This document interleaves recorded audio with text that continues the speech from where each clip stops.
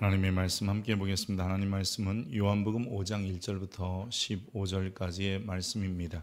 신약성경 149면 혹은 150면에 있는 요한복음 5장 1절부터 15절까지의 말씀입니다.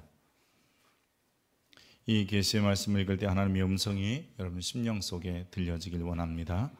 그 후에 유대인의 명절이 되어 예수께서 예루살렘에 올라가시니라. 예루살렘에 있는 양문 곁에 히브리 말로 베데스다라 하는 못이 있는데 거기 행각 5이 있고 그 안에 많은 병자, 맹인, 다리 저는 사람, 혈기 마른 사람들이 누워 물의 움직임을 기다리니 이는 천사가 가끔 못에 내려와 물을 움직이게 하는데 움직인 후에 먼저 들어가는 자는 어떤 병에 걸렸든지 낫게 됨이러라. 거기 38해 된 병자가 있더라. 예수께서 그 누운 것을 보시고 병이 벌써 오랜 줄 아시고 이르시되 내가 낫고자 하느냐? 병자가 대답하되 주여 물이 움직일 때에 나를 못에 넣어주는 사람이 없어 내가 가는 동안에 다른 사람이 먼저 내려가나이다. 예수께서 이르시되 일어나 네 자리를 들고 걸어가라 하시니 그 사람이 곧 나아서 자리를 들고 걸어가니라. 이날은 안식일이니 유대인들이 병 나은 사람에게 이르되 안식일인데 내가 자리를 들고 가는 것이 옳지 아니하니라. 대답하되 나를 낫게 한 그가 자리를 들고 걸어가라 하더라 하니 그들이 묻되 너에게 자리를 들고 걸어가라 한 사람이 누구냐 하되 고침을 받은 사람은 그가 누구인지 알지 못하니 이는 거기 사람이 많으므로 예수께서 이미 피하셨습니다. 그 후에 예수께서 성전에서 그 사람을 만나 이르시되 보라 내가 나았으니 더 심한 것이 생기지 않게 다시는 죄를 범하지 말라 하시니 그 사람이 유대인들에게 가서 자기를 고친 이는 예수라 하니라. 아멘. 이것은 하나님의 말씀입니다. 우리가 너무 잘 알고 있는 베데스다 연못가에 38년 된 중풍병자를 고치신 내용이 오늘 본문이지요. 이 베데스다라는 말은 베스와 에스다의 합성어입니다. 베스는 베트, 집이라는 뜻이고요. 에스다는 자비라는 뜻이어서 우리가 베들레헴을 떡의 집 이렇게 말하는 것처럼 이 베데스다는 자비의 집이라는 어원상의 뜻을 가지고 있습니다. 예수님이 유대인의 명절 중에 베데스다 못을 찾아가셨습니다. 그곳에서는 많은 병자들이 있었는데 오늘 본문에 보니까 그 병자들 중에 맹인도 있고 다리 저는 사람도 있고 혈기 마른 사람들도 있었다라고 기록하고 있습니다. 그곳에 병자들이 모여들기 시작한 것은 연못이 이렇게 움직이는 동안에 들어가는 사람은 무슨 병이든 낫게 된다라고 하는 전설이 있었기 때문입니다. 흔히 우리가 간헐천이라고 해서 기포가 끌어오르기도 하고 물이 움직이기도 하는 그런 못을 얘기합니다. 베데스다 연못에 물이 움직이는 이유는 천사가 내려와서 목욕을 했기 때문이다라고 하는 전설과 또 미신적인 요소가 있었습니다. 그렇게 모여든 환자 중에 38년 동안이나 이 중풍병을 앓았던 환자가 있었던 거지요. 이 사람이 이렇게 오랜 기간 동안에 고침을 받지 못하고 마지막 희망 둘 곳이 없어서 바로 이 베데스다 연못가에 모여들었습니다. 대부분 이곳에 온 사람들은 병원 혹은 의원 또 좋다는 민간요법 다 써보고 안 되면 결국 오는 곳이 이 마지막으로 희망을 걸어보는 것이 바로 베데스다 못가였습니다. 이 베데스다 못가에 많은 병들의 모든 기대는 물이 동할 때 제일 먼저 뛰어 들어가는 것이고 그래서 낫고자 하는 마음뿐이었습니다.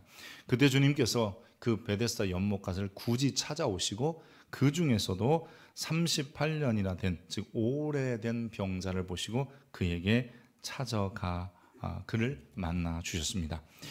우리가 이런 얘기 가끔 합니다. 긴 병에 효자 없다.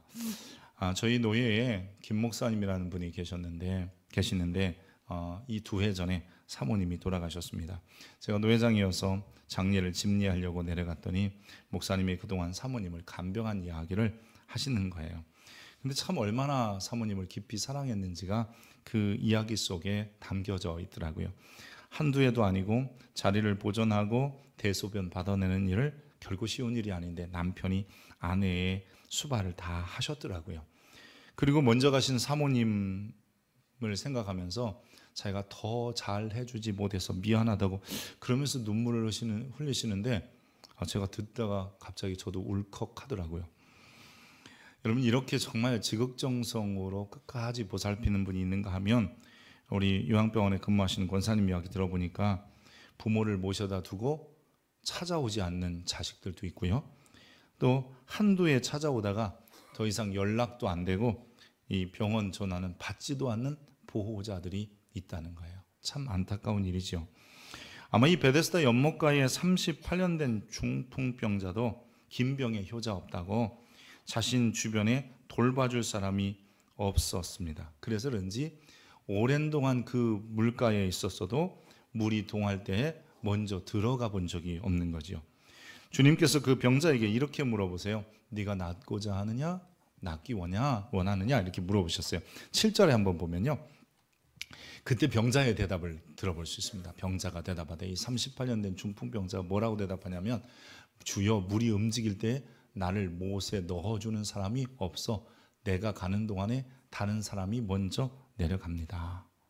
낫고자 원하고 그리고 물에 들어가고 싶은데 나를 물에 넣어줄 아무도 없습니다.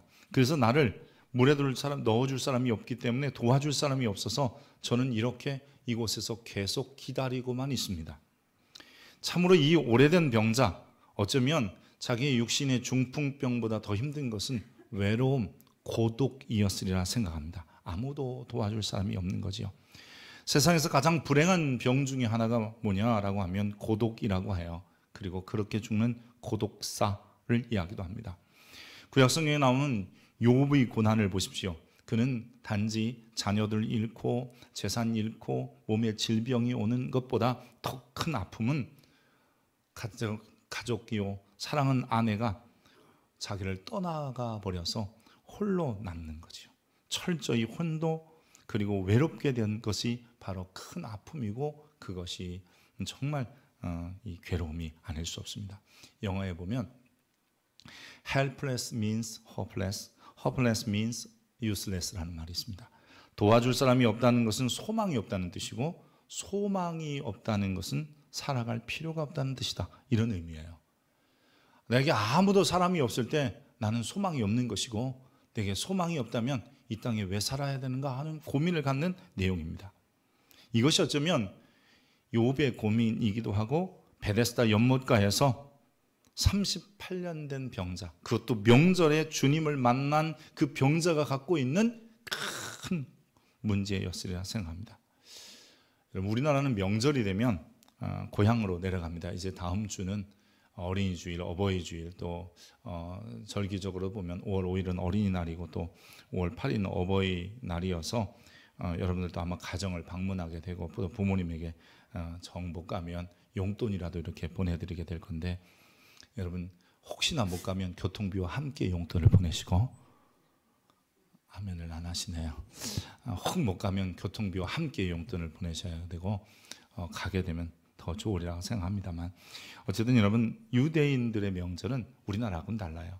우리나라는 명절이 되면 요즘은 역기성도 많지만 서울 통통 비고 시골마다 고향마다 가득가득한 자녀들이었는데, 유대인의 명절은 오순절, 그리고 유월절, 장막절은 오히려 다 모든 사람이 예루살렘으로 모여들게 되어 있습니다. 그래서 이 명절이 되면 아주 예루살렘이 시끌벅적한 거예요. 오늘 본문에 본 1절에 보면 유대인의 명절이 되어라고 하는데, 이 명절은 유월절이라고 생각이 되어지는데, 이 어느 기록에 보면요, 유월절에 약 5천 명 정도 사는 예루살렘에 5만 명이 된다는 거예요. 10배가 늘어나요. 또 다른 기록에 보면 15만 명 정도가 예루살렘에 모였다라는 기록도 있습니다. 그러니까 이 남자들은 예루살렘에 1년에 3번 올라가는 것, 삼체 여호와 앞에 보이는 것은 의무였기 때문에 명절만 되면 저마다 다 꾸러미 싸서 최선 올라갈 때 내려올 때 시간 걸리고 거기서 일주일은 있어야 되니까 다 준비를 해서 올라가는 거예요. 얼마나 많은 사람들이 예루살렘에 모였겠습니까? 각기 살던 고향에서 명절을 지키기 위하여 왔던 거죠. 그런데 이 명절에 베데스다 못가에, 그것도 양문, 즉 출입문 바로 옆에 양을 데리고 나가고, 즉 재물을 가지고 들어오는 그 곁에 38년 된 병자가 있는데 자기에게는 아무도 찾아올 사람이 없었다는 거예요. 이 정도의 명절이면 많은 가족들 혹은 친구들, 주변의 친지들이 찾아와야 되는데 그에게는 아무도 없어서 물이 동할 때 나를 넣어줄 사람이 없습니다 라고 말한다는 거죠. 7절 다시 한번 보겠습니다. 병자가 대답하되 주여, 물이 움직일 때에 나를 넣어주는 사람이 없어. 나는 사람이 없습니다 라고 얘기하는 거예요. 영어에 보니까 I have no one to help. 나를 도와줄 한 사람도 없습니다 라는 뜻이에요. 이걸 원어를 좀 직역하면요, I have not a man이에요. 나는 사람 없어요. 나는 사람을 가지고 있지 않아요. 이 말은요, 좀 이런 의미도 돼요. 나는 돈으로 사람을 고용할 수도 없어요. 내게 가까운 사람도 없고 또 나는 고용할 만한 능력도 되지 못합니다. 그래서 나를 돕는 사람 하나도 없어서 나는 38년 동안 저 물에 들어가 본 적이 없습니다. 여러분 얼마나 외롭고 고독한 사람이에요. 명절에 아무도 찾아오지 못하. 그리고 자기는 누군가를 써서 자기를 물에 넣어달라고 부탁할 수도 없는 그런 상황이에요. 거기에 함께 있던 다른 병자들, 즉 좀 경한 환자들은 또 누군가 돕는 사람이 있는 사람들은 그래도 물이 동할 때 들어가기도 하고 또 같이 있어주는 사람들 때문에 위로도 됐는데 이 38년 된 병자는 철저히 뭐라 하냐면 나는 혼자입니다 라고 말하는 거예요. 외롭습니다. 고독합니다. 어쩌면 이 38년 된 환자에게 있어서 이 명절은 더 힘들었던 기간이었을 수도 있어요. 왜냐하면 보통이면 친구도 찾아오고 가족도 찾아오고 뭐 자식들도 찾아오고 부모도 찾아오고 형제도 찾아와야 되는데 아무도 없어요. 그래서 다만 그 연못에 희망을 걸고 거기서 기다릴 뿐입니다. 어차피 갈 데도 없고 돌볼 사람도 없기에 마지막 기대감으로 전설이나 미신이라도 의지해서 내가 여기라도 있어야지. 그리고 38년 된 중풍병자가 거기에 남아 있었던 거죠. 여러분 중풍병의 특성상 반신불수라는 거거든요. 즉 다른 사람보다도 좀 빠르게 움직일 수 없는 사람을 중풍병이라고 하잖아요. 그러니 자신이 가는 동안 다른 사람이 경한 환자들이 뛰어드는 거예요. 혹은 누군가의 도움을 받는 사람들이 물속에 들어가는 거죠. 다 분명한 것은 자기가 물속에 들어갈 차례는 오지 않는다는 거예요. 그런데도 다른 희망이 없기에 전설에 의하여 미신을 따라서 무작정 기다리고 있는 거예요. 자신을 도와줄 사람 하나도 갖지 못했는데 말입니다. 근데 바로 그 사람에게 주님이 찾아가셔서 네가 낫고자 하느냐라고 물어보시는 거예요. 그러면서 주님이 갑자기 뭐라고 하시냐면 야, 일어나 네 자리를 들고 걸어가 봐라. 38년 동안 누워있던 사람이 일어나 걸어가라. 이게 쉬운 일이 아닙니다. 병자의 소원은 지금 일어나 걸어가는 것이 아니라 내게 사람을 붙여주세요잖아요. 내가 없어서 못 들어갑니다. 혹시 나를 도와줄 수 있습니까? 라고 물어보고 있는데 그런데 주님께서는 뜬금없이 일어나 네 자리를 들고 가라 하시는 거예요. 여러분 근데 그때 기적이 일어났어요. 물에 들어간 것도 아닙니다. 그 사람이 곧 나와서 걸어간 것은 물에 넣어줘서가 아닙니다. 사실 오랜 기간 동안에 그 자비를 기다리며 기웃거렸던 그 베데스다에서 아무도 자기에게 자비를 베풀지 않았는데 누군지도 모르는 사람이 뜬금없이 와서 내 자리를 들고 걸어가라 그랬는데 자기도 모르게 다리에 힘이 들어가고 일어나서 걸어갔다는 겁니다. 38년 동안 병으로 고생하면서 내 주변에 아무도 남은 사람이 없고 내가 돈 주고 고용할 사람도 없었다는 거예요. 그러면서 막연한 기대감에 베데스다 못가에 있으면서 자신이 물에 들어갈 기회를 양보하지 않아 자기는 못 가니까 즉 그 자비도 없는 그곳에서 있어야 되는 이 사람에게 주님께서 낫고자 하느냐? 네, 근데 도와줄 사람이 없습니다. 근데 주님께서 일어나 걸어가라 할 때에 여러분 기적이 일어나서 그 사람이 일어나 걷게 되고 뛰게 되고 자유롭게 되었습니다. 그래서 사람들이 물어요. 아니 어떻게 나왔어? 누가 낫게 해줬어? 라고 묻는 거예요. 근데 오늘 13절에 보니까 고침을 받은 사람은 여러분 신기하게도요 13절 같이 한번 읽어볼까요? 시작. 고침을 받은 사람은 그가 누군지 알지 못하니 이는 거기 사람이 많음으로 예수님께서 이미 피하셨어요.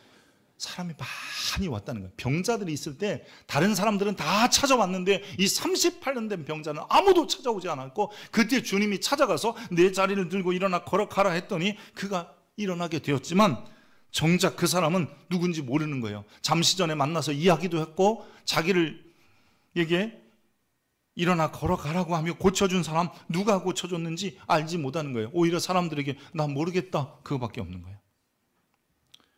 그리고 얼마 지나지 않아서 성전에서 예수님이 그를 다시 만나 주셨습니다. 그게 14절인데요 14절 먼저 한번 읽어볼까요? 그 후에 예수께서 성전에서 그 사람을 만나 그랬어요. 성전에서 만나. 중풍병자 고침을 받은 사람은 자신을 고친 분이 예수님이라는 사실을 성전에서 만나서 드디어 알게 되는 거예요. 사실 자기가 예상했던 거와는 전혀 다른 일이 자기에게 일어난 거잖아요. 자기는 그냥 도와줄 사람이 필요합니다. 나는 그냥 한 사람이 필요합니다. To help, 나를 도울 사람 말입니다. 그런데 주님께서는 돕는 분이 아니라 고쳐주시는 분이었어요. 예수님은 처음 그를 보셨을 때 이미 병이 오랜 줄 아시고 아무도 찾지 않는 그에게 다가가서 주님이 먼저 찾아가서 말씀하셨어요. 그리고 다시 이제 성전에서 그를 또 한 번 기다렸다 만나 주시는 거예요. 근데 14절 다시 한번 볼까요? 성전에서 주님이 만나셔서 하신 말씀에 우리는 좀 주목해 봐야 됩니다. 자, 이르시되 시작. 이르시되 보라 내가 나았으니 더 심한 것이 생기지 않게 다시는 죄를 범하지 말라 하시니. 여러분 이 말씀 우리가 자칫 잘못하면 이렇게 됩니다. 아, 이 38년 된 병자는 죄 때문에 병 걸렸구나. 여러분 이런 우리는 아주 평범한 내 생각으로 환자를 정죄하게 돼요. 주님은 그러지 않으셨다는 거죠. 전에 사역을 할 때요, 다른 데 사역을 할 때 열심히 있는 권사님과 함께 신방대원들이 병원에 신방을 간 적이 있습니다. 근데 이 권사님이 평소에 이렇게 무릎이 잘 안 좋으셔서 계단 올라갈 때마다 아이쿠 하시고 아프다고 가시는 분이에요. 근데 병실이 3층인데요. 엘리베이터를 이렇게 기다리고 있는데 순간 어디 가셨는지 없으셨어요. 이 권사님이. 그리고 이제 엘리베이터를 기다리고 3층에 올라가서 병실에 들어갔는데 이 권사님이 어디서 힘이 났는지 모르지만 계단을 두 개씩 벌떡벌떡 뛰어 올라가서 그 누워있는 집사님에게 뭐라 그러냐면 그봐 내가 회개하라고 그랬지, 죄 짓지 말라고 그랬지, 그러니까 병 난 거야, 그러니까 사고 난 거야. 그 소리를 들어가는 제가 듣는 순간에요, 이걸 어떻게 수습해야 될지를 모르겠는 거예요. 왜냐하면 권사님 이게 죄 때문이 아닌데 그러면 권사님도 정죄하는 것 같고, 이것도 죄 때문이라 그러면 엄한 사람 잡는 것 같고. 여러분 이게 우리의 생각이에요. 우리는 흔히 이렇게 정죄하기를 좋아해요. 그 질병 걸린 거 죄 때문이야, 그거 사고 난 거 죄 때문이야, 그 잘못된 거 죄 때문이야. 우리는 너무 쉽게 얘기해요. 아무렇지도 않게 얘기합니다. 그런데 여러분 요한복음에 나타나는 여러 가지 기적 중에 예수님께서 눈을 뜨게 하는 맹인을 고치신 장면이 요한복음 9장에 등장하는데, 요한복음 9장에서 이 맹인을 보고 제자들이 뭐라고 예수님에게 묻냐면 이렇게 물어봤어요. 예수님, 이 사람이 맹인으로 태어난 것 자체가 누구 죄 때문입니까? 저 사람 죄입니까? 부모의 죄입니까? 라고 물어요. 당연히 맹인은 질병이고 질병은 분명히 누구의 죄로부터 왔다는 이 당연의 당시의 유대인들의 사고, 아니 보통 우리들의 사고예요. 그러고 보면 나는 병 안 걸린 거 보니까 죄는 아는가 봐. 그럼 또 연세 드시면 다 죄 짓는 거잖아. 뭐 무릎도 아프고 뭐 허리도 아프고 어깨도 아프고 다 아프잖아, 연세 드시면. 여러분 그런 게 아닌데 말이에요. 그때 예수님께서 제자들에게 아니라고 그래요. 이 사람이나 그 부모의 죄로 인한 것이 아니라 그에게서 하나님이 하시는 일을 나타내고자 하심이라. 아멘입니까? 사실 성경에서요 질병을 죄 때문이라고 언급한 것은 거의 예수님은 없어요. 예수님은 그런 얘기보다는, 혹은 질병은 사단의 공격으로부터 사단의 권세하에 놓여서 질병이 왔다라는 말씀을 하세요. 그러면서 사단을 쫓아내시고 귀신을 쫓아내시는 거예요. 그러기에 질병이 죄 때문에 온 것이라는 생각은 우리의 생각이고 당시 유대인들의 생각이지 주님의 생각이 아니에요. 그래서 주님은 이 38년 된 병자를 보시고 야, 너 무슨 죄 졌다가 여기까지 왔냐? 이렇게 물어보신 적이 없어요. 오히려 주님께서는 그럼 성전에서 왜 그를 다시 만나서 야, 너 나았으니까 더 이상 더 심한 것이 생각나지 않도록, 즉 생기지 않도록 죄를 범하지 말라라고 하셨습니까? 라고 여러분이 질문할 수 있어요. 여러분, 그 답은 그런 거예요. 예수님은 38년 된 오래된 육신의 질병만이 아니라 그 사람이 갖고 있는 진짜 인간적이고 그리고 그 영혼의 깊은 곳으로부터의 외로움, 그 문제를 해결하기 원하셨던 거예요. 여러분, 이게 바로 요한복음 5장에서 나오는 이 38년 된 중풍병자를 고치신 근본적인 이유라는 것을 우리가 알아야 돼요. 사람들은 보통 눈에 보이는 질병의 문제나 먹고 사는 문제나 이런 것만 고침을 받는 것이 내가 주님을 만났다라고 말하지만, 예수님께서는 지금 질병 38년 된 그 질병에 놓인 것보다 더 위대하고 존귀한 것은 그것이 아니라 인간이 가지고 있는 근본적인 영혼의 문제, 그 죄의 문제를 해결받아야 되고, 다른 말로 해볼게요. 영생을 얻어야 된다는 거예요.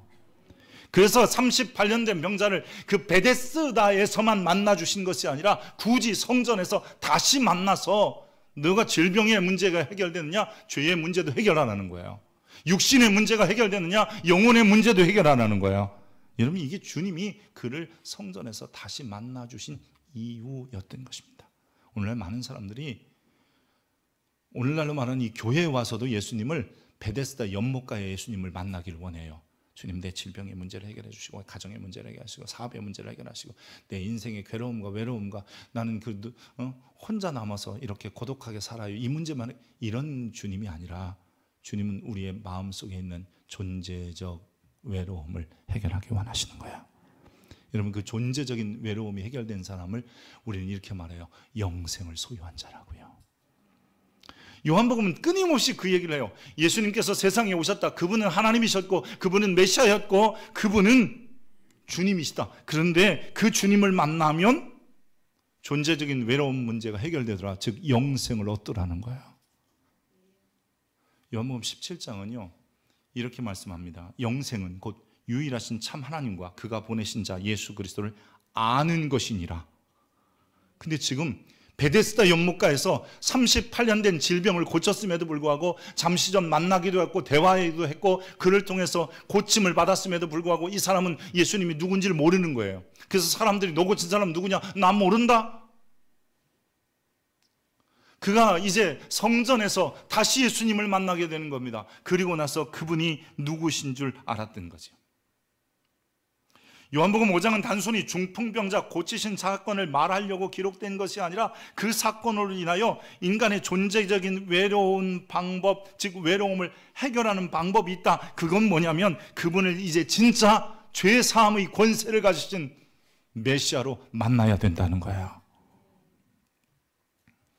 내 마음 알아주는 사람 없고 전화할 사람 하나 없고 뭔가 좀 의논할 사람 하나 없어서 외롭다고요? 아닙니다. 여러분, 그 외로움요, 그래서 사람들은 그런 외로움을 달래려고 먹고 마시고 놀고 사치하고 파티에 참석하고 일에 빠지고 무슨 약에도 빠져보고 중독도 되고 그러지만 그 다음날 일어나면 또 우리는 느끼는 것이 나는 혼자라는 것을 느끼게 되는 거예요.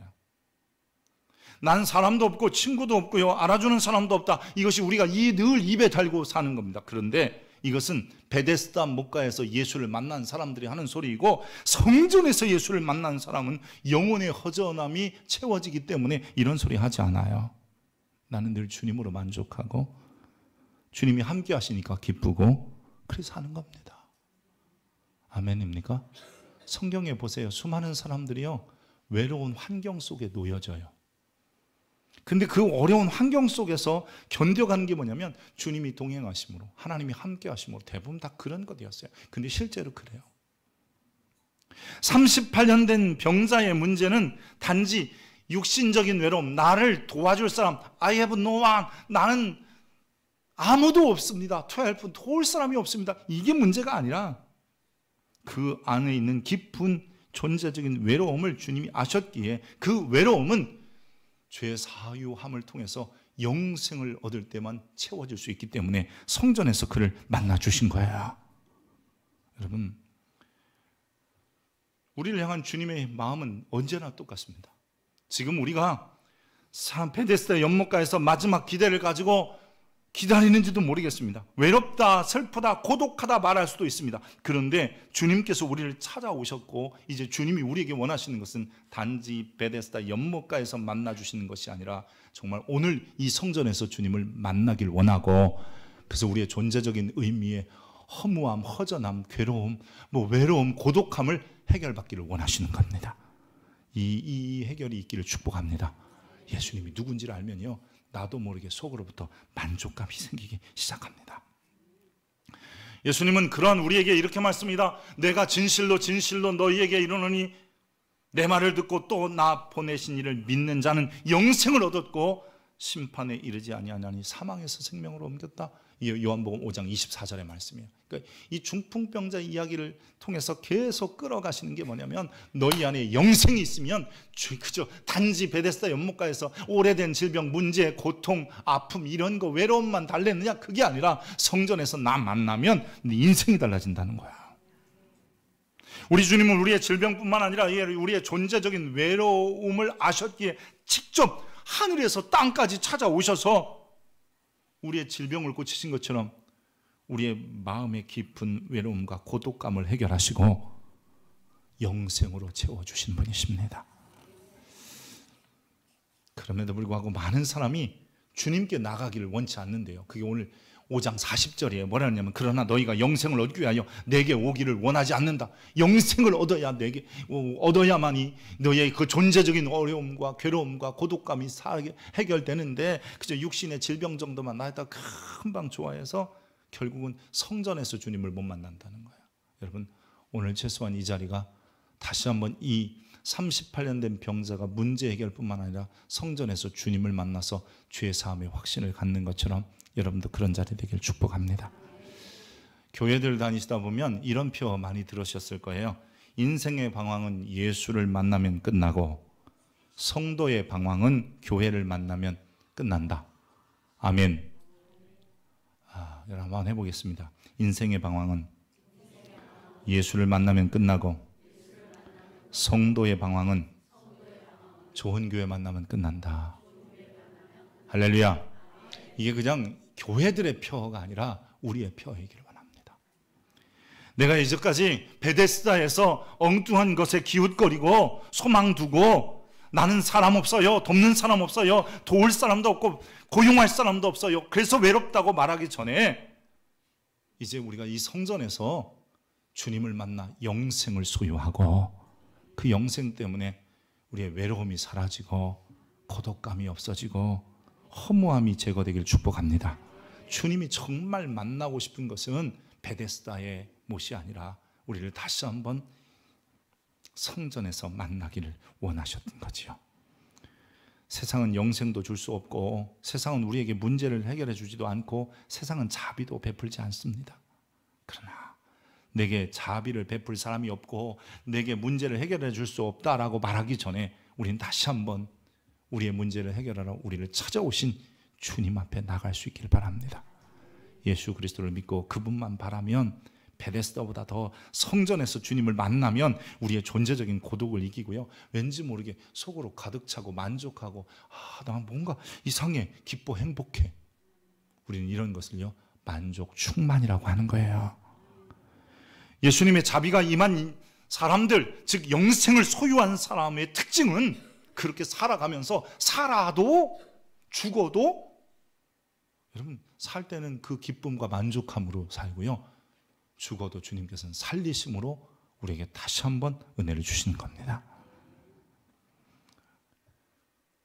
요한복음 5장 29절에 보면 우리는 영생의 부활이 있을 것이라고 얘기하고요, 44절에는 살아있는 동안 죽은 사람은 영생의 부활로 일어날 거라고 하고 44절에는 살아있을 때는 하나님의 영광을 구하면서 사는 사람이 되는 것은 베데스다 연못에서 만난 주님을 넘어 성전에서 주님을 만나 죄사함의 확신, 그 영생을 소유해만 그렇게 된다고 말하고 있는 것입니다.